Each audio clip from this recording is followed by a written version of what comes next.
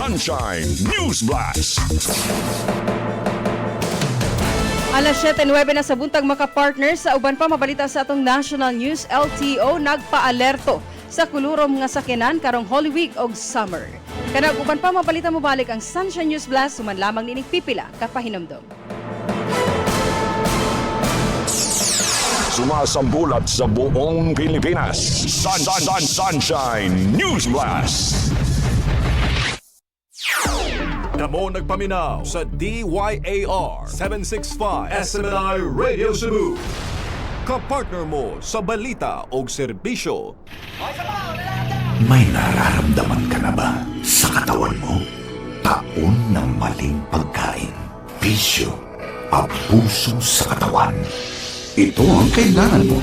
Lactopafin, isang lactobacillus food supplement gawa sa natural at piling-piling sangkap. May vitamins at minerals at maraming buhay na good bacteria. Pampalakas ng resistensya. Mag-Lactopafin araw-araw. Natural ang galing. Mga balita, impormasyon, serbisyo o inspirasyon dinhi lang sa DYAR 765 SMNI Radio Cebu. Oras mga ka-partner, alas 7:11 na sa buntag ang oras at hatod kani sa Lactopafi Probiotic Health Food Supplement by Lacto Probiotic Worldwide Corporation ug Lactoplant by Asil Laboratories Incorporated. Sumasambulat sa buong Pilipinas. Sunshine News Blast.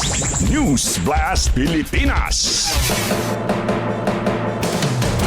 Sa atong balitang national, nagpa-alerto ang LTO batok sa mga kolorum nga sakyanan karong Holy Week ug summer season. Uban sa pagpahigayon sa random road inspection sa lain-laing lugar. Gipunting nila ang mga bus ug van, ilabi na ang pakyawan nga biyahe sa paprobinsya. Aron mapugnan ang iligal nga operasyon ug maprotektahan ang mga pasaheros. Gipahimangnuan ang publiko nga siguruhon ang lehitimong sakyanan ug driver ug adunay silot ug multa ang mga madakpan nga kolorum. Gitambangan usab ang mga motorista nga i-check ang kondisyon sa sakyanan ug likayan ang overloading samtang nagpasidaan ang pag-asa sa posibleng grabing kainit sa Abril ug Mayo.